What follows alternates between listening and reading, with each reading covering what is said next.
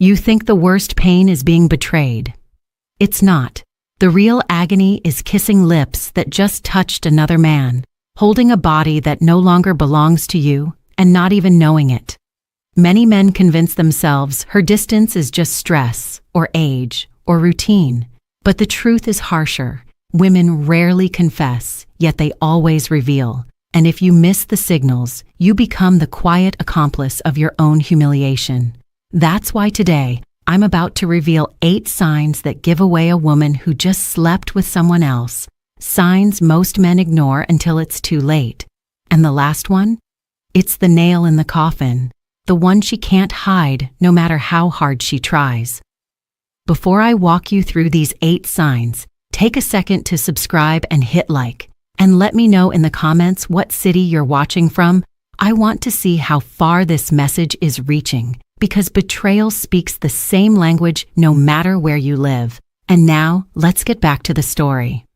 The first sign I'm about to show you is subtle, silent, and it's the one that quietly destroys more men than they realize. Number 1. The cold silence of her body. There's a kind of silence that doesn't come from words, it comes from the body. And when you've been with a woman long enough, you know that silence. You know when her touch has weight, when her kiss has warmth, when her body is reaching for you without you asking. And you also know when that current goes dead.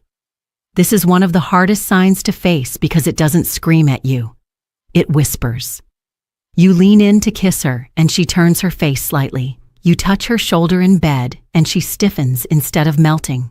She says she's tired, but her body isn't heavy with exhaustion. It's heavy with indifference. That difference matters because tiredness recovers with sleep, indifference doesn't. Here's the truth most men don't want to admit. When a woman has been fulfilled by someone else, she doesn't come back to you hungry. She comes back satisfied. And satisfaction leaves no space for you. Imagine trying to light a fire that's already burned itself out. No matter how many matches you strike, the wood stays cold.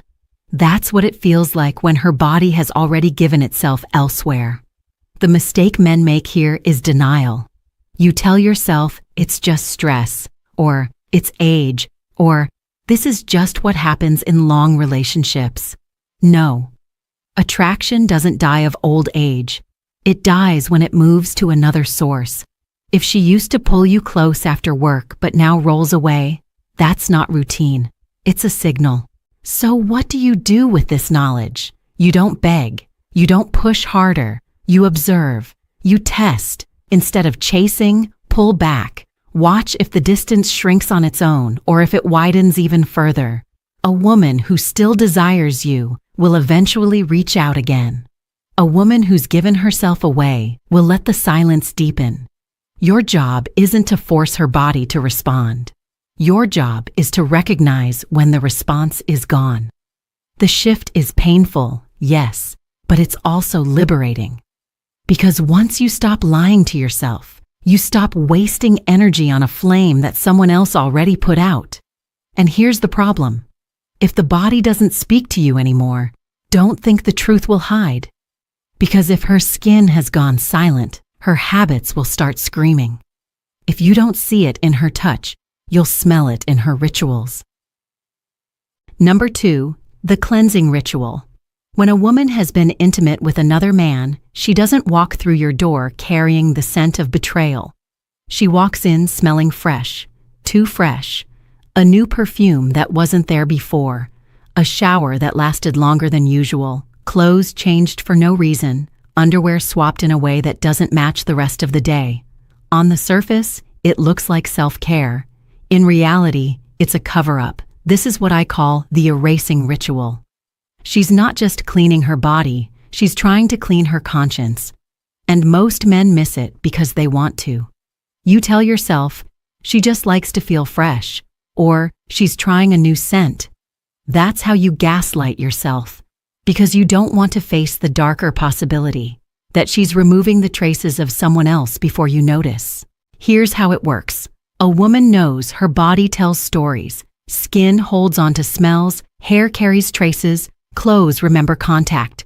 So she scrubs, she sprays, She hides the evidence under lavender and soap, and the irony is that the more she tries to erase, the louder it becomes. That sudden obsession with hygiene isn't a random act, it's a pattern. Let me be clear, this doesn't mean every shower equals betrayal. That's not the point. The point is change. If she never cared much about rushing to the bathroom after work but suddenly does, if she's suddenly guarding her laundry like it's classified, you pay attention. Psychology isn't about absolutes, it's about shifts. It's about noticing what no longer fits the rhythm of who she was with you. So what's the move? Stop excusing the inexcusable. Don't laugh it off. Don't pat yourself on the back thinking, at least she's taking care of herself. No, observe. Connect the dots. If this ritual repeats, if it always comes with that too perfect smile afterward, you know what's going on. The mistake men make is ignoring their nose and their gut. You smell the perfume, but you call it fragrance instead of deception. You notice the over-cleanliness, but you label it personal growth. That's how you become an accomplice to your own replacement. The solution is awareness. When the pattern shows up, you don't confront with rage. You acknowledge with clarity. You don't need to accuse. You need to see. Because once you see it, you can't unsee it. And that clarity changes how you show up. But here's the thing. Hygiene is just the surface. Underneath, the game goes deeper. Because when her body is clean, she still has to deal with her emotions, and guilt has a way of spilling out sideways. Number 3, the blame game, unjustified irritation. When guilt becomes too heavy for her to carry, she doesn't confess it. She transfers it. Suddenly, you're the problem. You walk through the door and instead of a hello, you get a complaint. You load the dishwasher, wrong. You're too quiet. You're too talkative. Whatever you do, it's not enough. That irritation isn't random, it's strategy. Here's the psychology behind it. If she paints you as the villain, she doesn't have to feel like the betrayer. She rewrites the script in her head. In her version, she didn't step outside the relationship because she wanted to. She did it because you were inattentive or controlling or boring. This is projection at its sharpest. She can't handle the conflict inside herself, so she pushes it onto you. The trap most men fall into is defending themselves. You try to explain, you argue, thinking logic will fix it, but you can't out-logic guilt. The more you defend, the more ammunition she gets to keep painting you as the bad guy. And before you know it, you're walking on eggshells in your own home. Here's the shift. Stop playing defense. You don't need to win the argument. You need to win your dignity. Next time she snaps at you over something ridiculous, don't rise to the bait. Don't beg, don't debate. Look her in the eye and say calmly, you don't need to fight to justify what you've already decided. Then step back. Not out of weakness, but out of strength. You're showing that you see the tactic and you won't dance to it. That one move flips the dynamic. Because when you don't play the role she wrote for you, her script collapses. Now the weight of her guilt sits where it belongs, with her. And you just claimed back your emotional ground. Men often ask me, but isn't staying silent weak? No. Weakness is letting someone bait you into chaos. Strength is control. You're not ignoring the issue. You're refusing to be manipulated by it. That's what separates a man being drained from a man standing tall. But remember this, projection is powerful, but it isn't the final mask. There's another battlefield where the truth shows up without her even speaking, a place no excuse can cover, and it's in her body itself. Number 4, the body doesn't lie. A woman can rehearse her excuses. She can mask her moods. She can polish her story until it sounds convincing. But there's one place she can't control, her body. And this is where most men betray themselves, not because they can't see, but because they refuse to look. You know her. You know her rhythms, her warmth, her reactions. That's why when something changes, you feel it, even if you don't want to admit it. Maybe she feels unusually tense or unusually relaxed.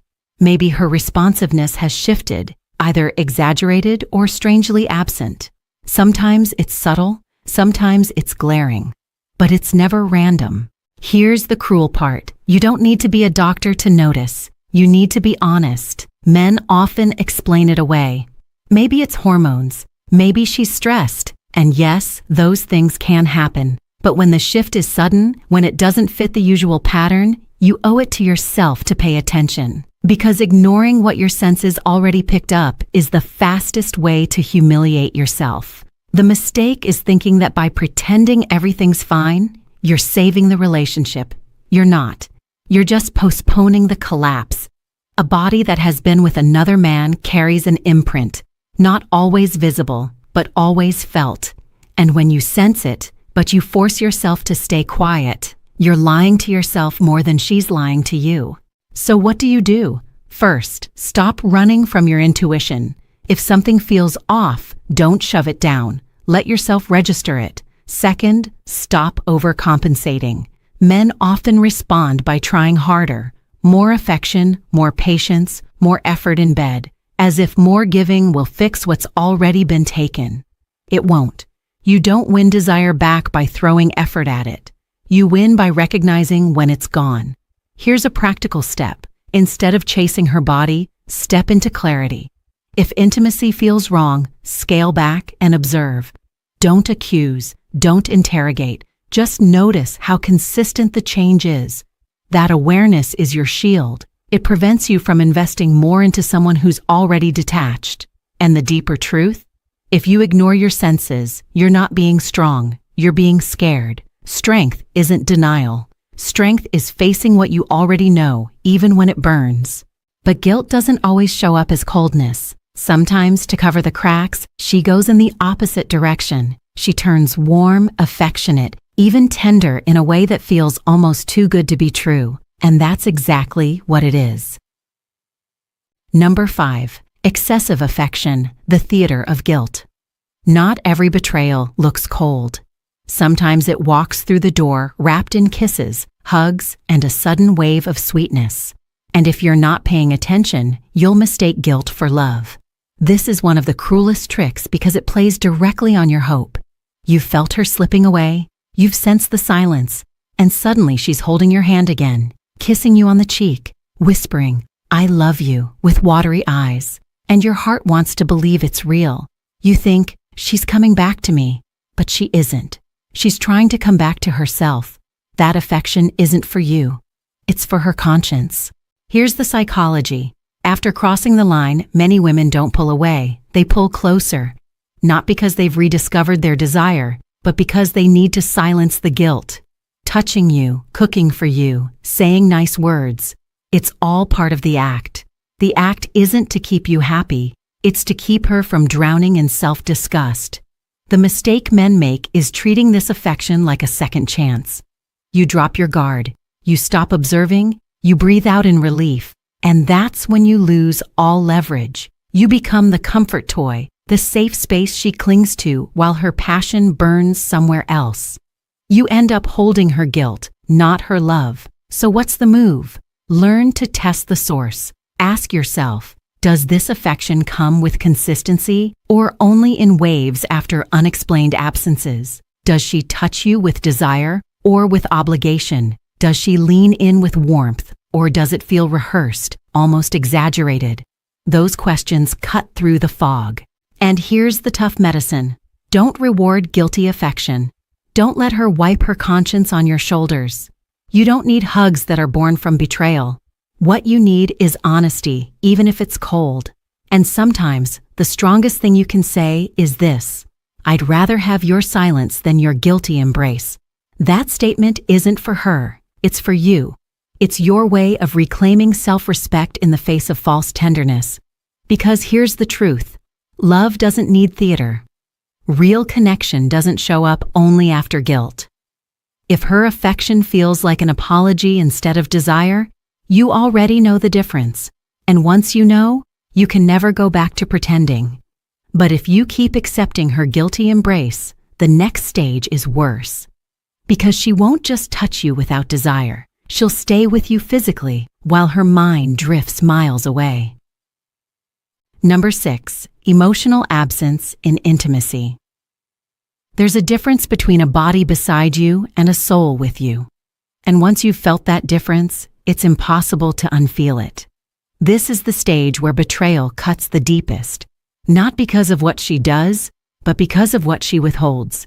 She gives you her body, but she no longer gives you herself. Picture this. You're in bed, everything looks normal. She touches you, she moves, she even moans. On the surface, it's all there, but something is missing. Her eyes are empty. Her energy doesn't sync with yours.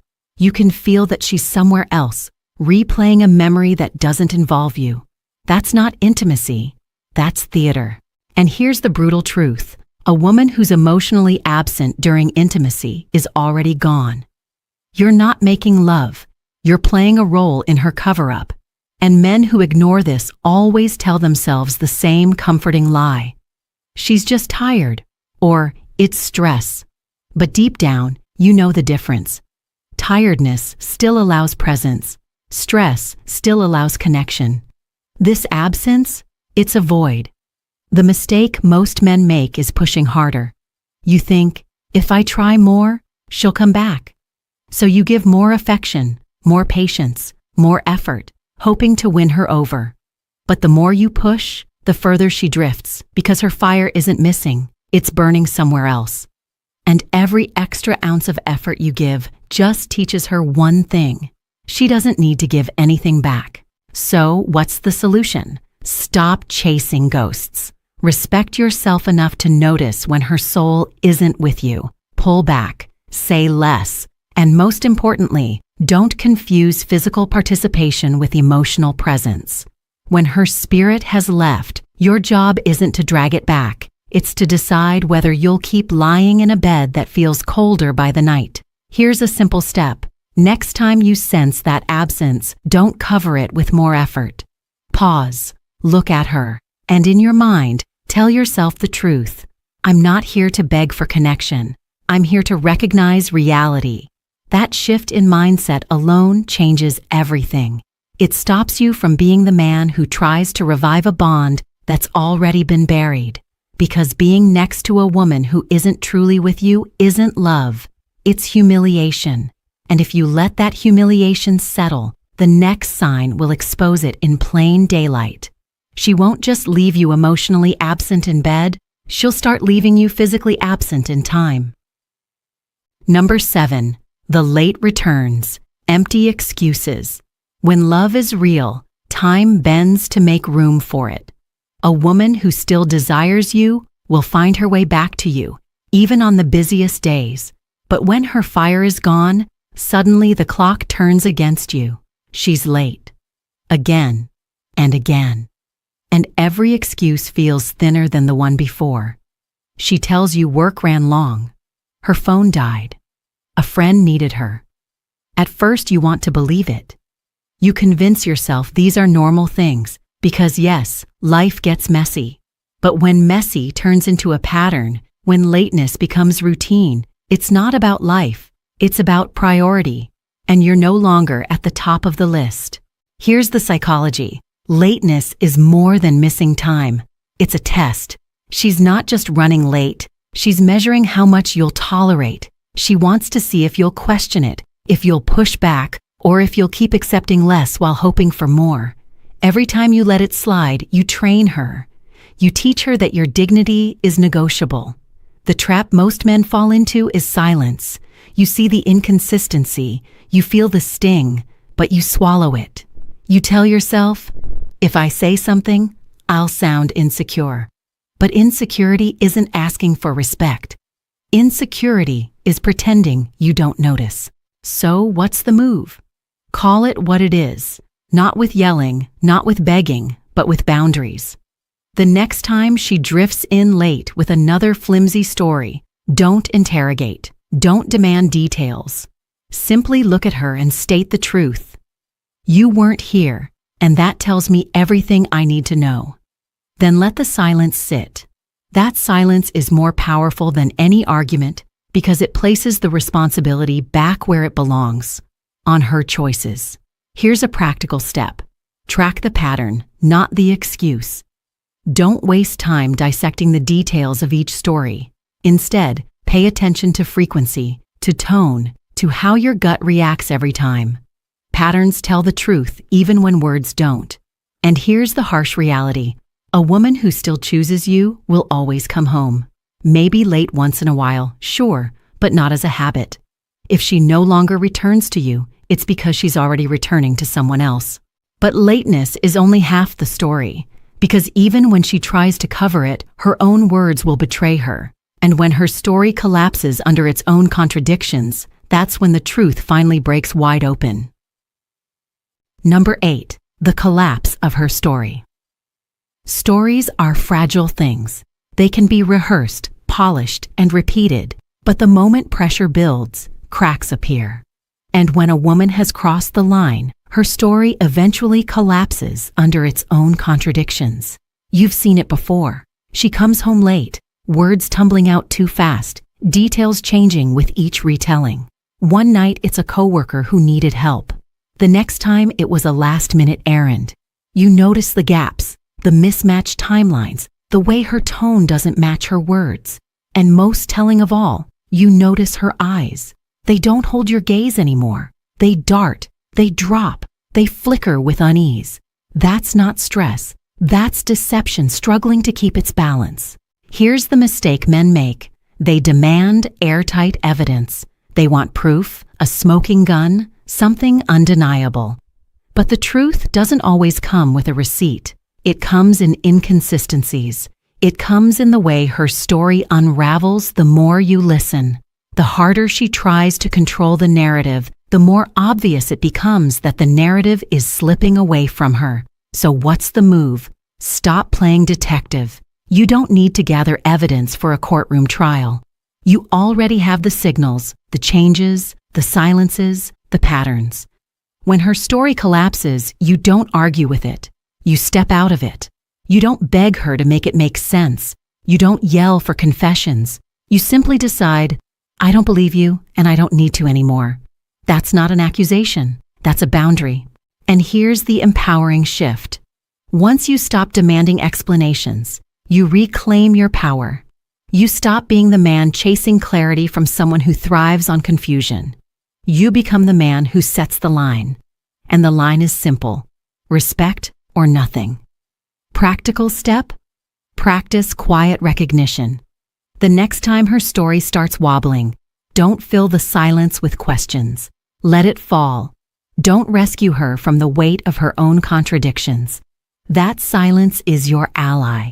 It exposes what words are trying to hide. And understand this: you don't need to scream cheater to regain your dignity. All you need is clarity and the courage to act on it.